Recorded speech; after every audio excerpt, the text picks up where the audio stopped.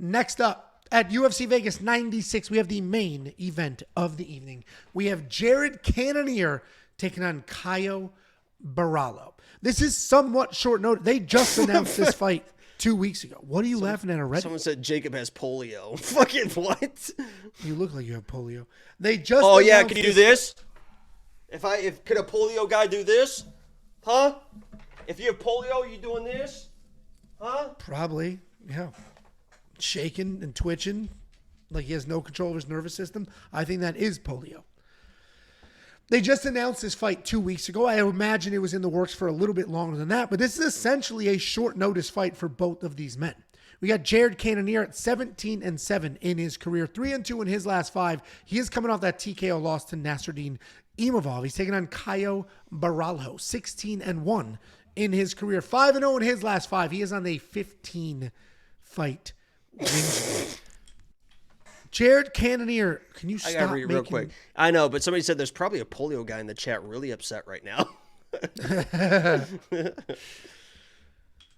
Okay. All right, go ahead. Jared Cannonier, very powerful, incredibly dangerous. He switches from southpaw to orthodox. He throws kicks from both sides. He has solid grappling defense, a solid chin. He only averages less than a half of a takedown per 15 minutes, but he does have 5 takedowns in his last couple of fights. He's coming off that 4th round TKO loss to Nasruddin Imavov, where a lot of people felt that was just a horrific stoppage. He's taking on Caio Borralho, the very streaky Caio Borralho, streaky in a good way.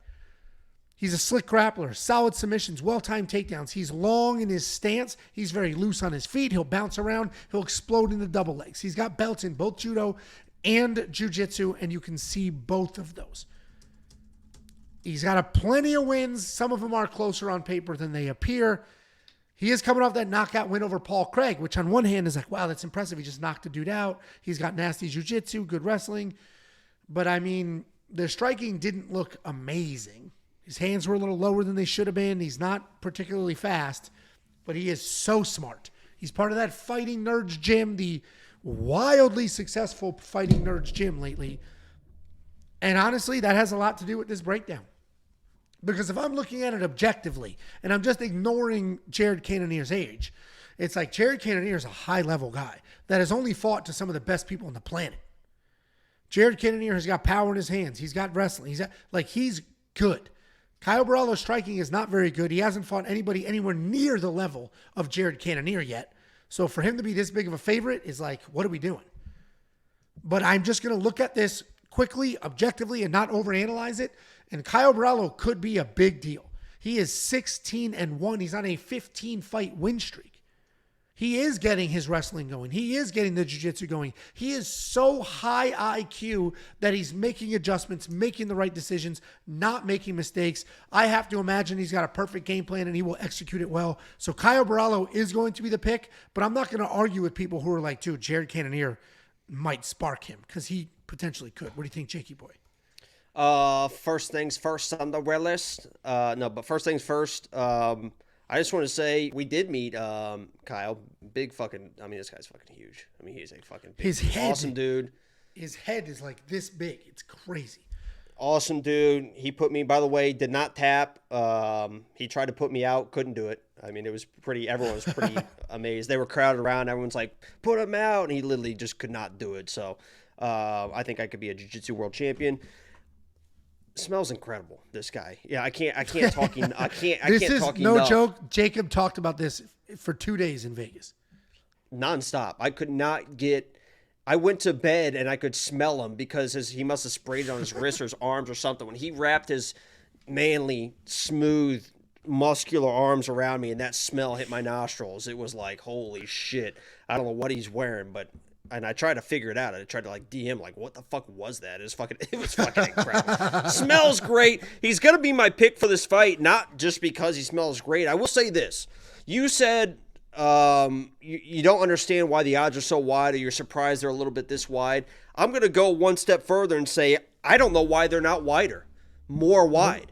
When I'm looking at this guy, a 40-year-old Jared Cannonier who's coming off arguably his worst performance, right? I mean, you could say that it was an early stoppage, and it probably was a little bit early, but he was definitely fading in that fight, and it was not going well for him up to that point. Now, Caio was not that type of striker, but you have a 40-year-old coming off a fight where it looked like, oh no, is he finally 40 years old against this 16-1 surging prospect who can strike, who is just a fucking beast on the ground, who can not only, even if they're not a submission threat, his control to be able to control people. Like, you're not going anywhere if this guy gets on your back, this young dude who does fight smart, who's at this camp, who's just winning. Their camp is Bruno's winning, Ruffy's winning, we just have Prates winning, John Silva's knocking everybody out. This camp is absolutely insane. I'm looking at this fight asking, why the fuck is Caio not minus 300 at least? Minus 350.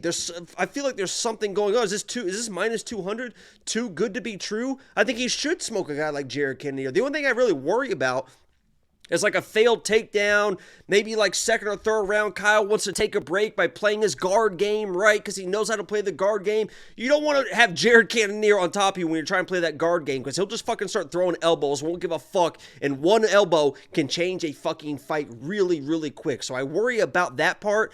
But Caio, like you said, is such a smart guy, such a, he does that almost like that karate style where he'll be bouncing, he's making his reads, he'll lunge in with the strikes, and Jared doesn't really have that like crazy one-punch knockout power. He does have power, obviously, but I don't think it's crazy power. So if he hits Caio, I think he'll be fine. I just literally have just been looking at this line like you do sometimes. Like, what am I missing? I just keep looking at this like, why is this not minus 300 or minus 350? I think eventually I'm going to play it, but I'm just going to stare at it for another day to see. Yeah, I mean, that's reassuring. I like hearing that because I can talk myself in or out of anything. And I started to be like, man, Jared is good. Jared. Because, yes, in his last fight, he did start to fade a little bit. But the fight before that against Marvin Vettori, he looked the best he has ever looked. The dude looked insane. He was incredible in that fight. And that version of Jared Cannonier is terrifying for anybody. Imavov just happens to be tremendous. So, I'm looking forward to this fight. This is a very good main event. This fight night main event and the next fight night main event are both very, very good fight night main events. You know what's crazy, too, is when people look at the fight nerds, and I don't know if I disagree or agree with this, whatever, but they look at Caio and they're like, oh, he's the worst one. That's crazy because he's fucking really good. And it literally might be true. Like Ruffy with his dynamic striking, you have fucking Prato who's knocking everything. You have John Silva. It's like you might look at Caio and be like, obviously his striking's not there. He's way better on the ground than all of them. But it's like him being the quote unquote worst person when he's like an incredible fucking prospect who's really good. That's crazy that their fight camp is that good.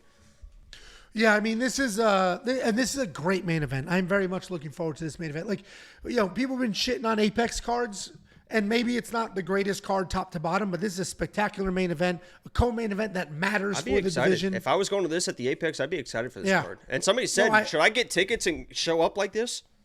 Should I just show up in Vegas this Saturday? She doesn't seem like she would laugh at it the same way that Amanda Hebos laughs at it. I know, because I tagged her in my I dressed like this and I tagged it like stream tonight and she saw it and just didn't even fucking react to it. yeah, exactly. It's okay. Well, either way, they'll come around. They always do. $8,600 in DraftKings I'm Fantasy. so hot. You got 5 rounds to work with.